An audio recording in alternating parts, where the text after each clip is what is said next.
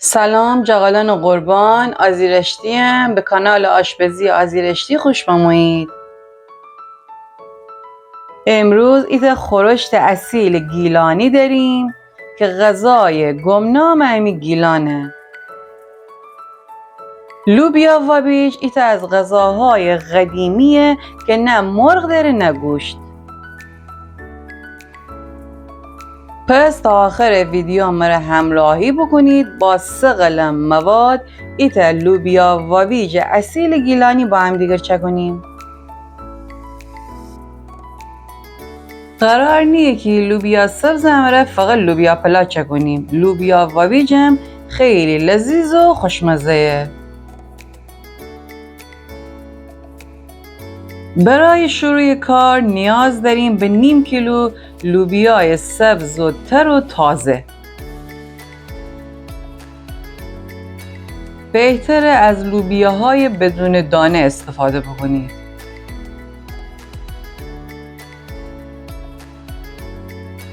لوبیا سبز با حوصله ریز خورده کنید. لوبیا سبز کاملا کم کالریه و برای کاهش وزن خیلی مفیده. لوبیا سبز اگر بدون روغن بپزید یا بخارپز بکنید برای سلامت قلب هم خیلی مفیده.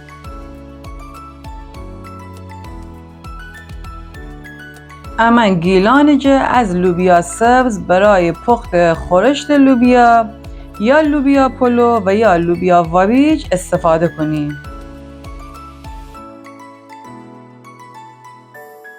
جغلان دوست دارم بدانم که اهل کش هرید و از کوی می ویدیوانه تماشا کنید.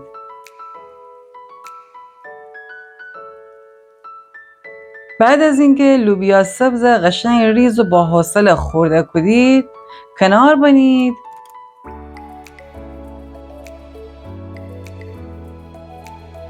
برای خورشت لوبیا و بیج نیاز به ایت دانه پیاز متوسط داریم. سر و ته پیاز گیرم، پیاز قشنگ نگینی و ریز خورده کنم.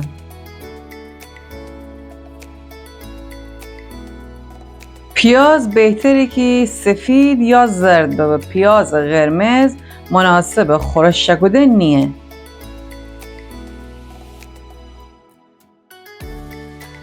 حتی اگه دانید پیاز پای ثابت غذاهای ایرانی بخصوص غذاهای گیلانی.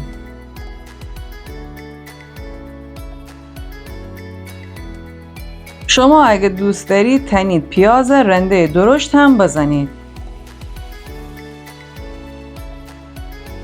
بعد از خرد کردن پیاز خکاره جدو کنید. باید ببریم تفت بدیم.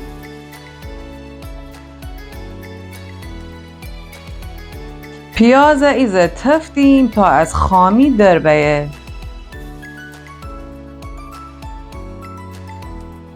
شما تنید بهش 2 قاشق روغن اضافه کنید ولی من از دنبه گوسفندی استفاده بکنم.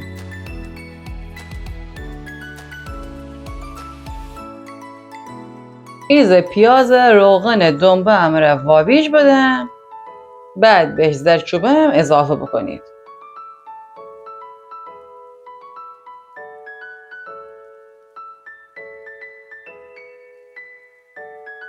بعد از اینکه زردچوبه و پیاز قشنگ با هم وابیج بخورده و زردچوبه رنگ بازه کده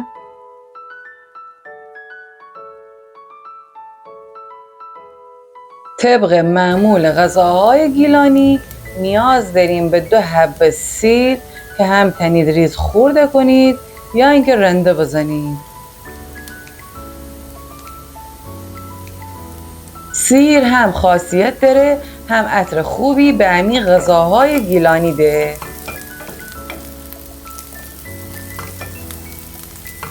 بعد از اینکه سیر تفت بخورد و عطر خوش سیر آزاده بسته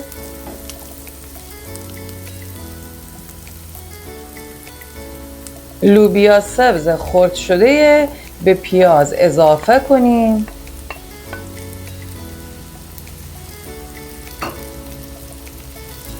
3-4 دقیقه لوبیای پیاز امره قشنگ واویج دیم.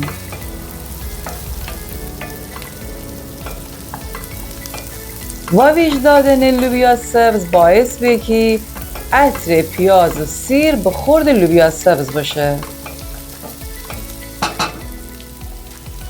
در این مرحله 1 قاشق چای خوری نمک به خورش لوبیا سبز اضافه کنید.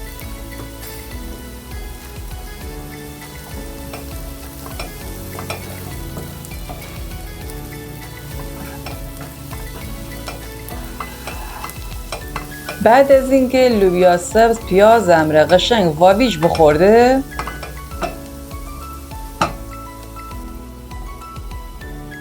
ایت قاشق غذاخوری رب گوجه هم با لوبیا سبز و پیاز واویج دیم تا رب گوجه رنگ بازه کنه.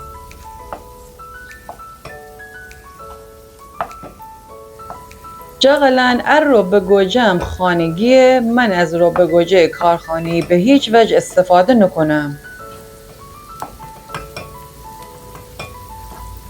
اگر دوست دارید که آموزش رب گوجه فرنگی شما را بنم، لطفاً از زیر مرا کامنت بکنید.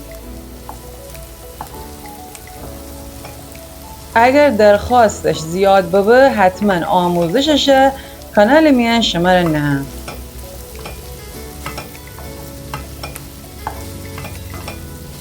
جاغلن لطفاً برای حمایت از من لایک و کامنت بکنید، مرا به شیمی دوستان معرفی بکنید.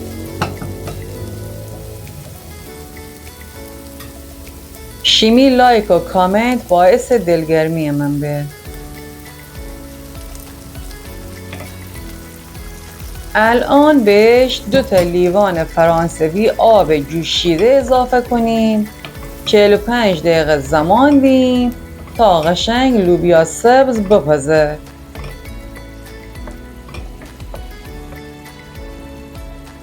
جاغلن شما تنید برای خوش‌طعم شدن لوبیا واویج از ادویه دارچین هم استفاده بکنید.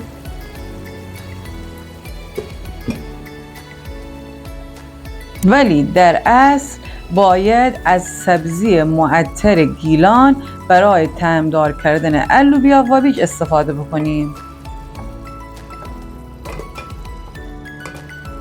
بعد از اینکه لوبیا بپخت و آب بیشتری ازش کشیده بوسته،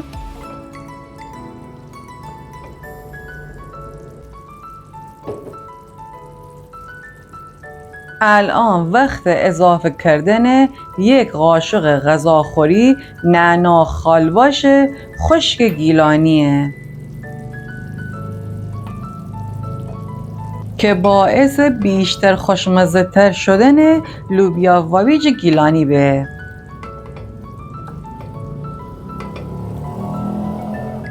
شمره نگم که نعنا خالباش خشک چه عطر و بویی به امی غذاهای گیلانی ده.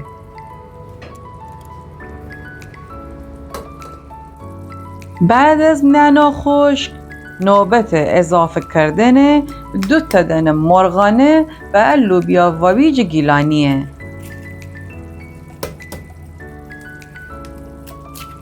بعد از اینکه 2 دانه مرغانه لوبیا واویج وسط دشکنید، اجازه بدید تا مرغانه خوری بگیره.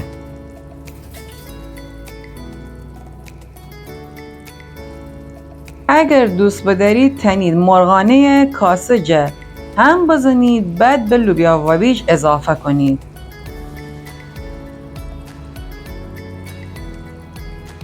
ایز نمک فلفل هم به مرغانه بزنید تا قشنگ مزه‌دار ببه.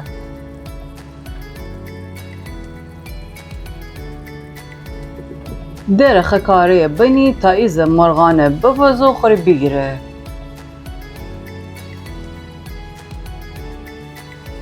جاغلن لوبیا واویج هم تنید نان سنگک تازه امره نوش جان بکنید و هم در کنار برنج.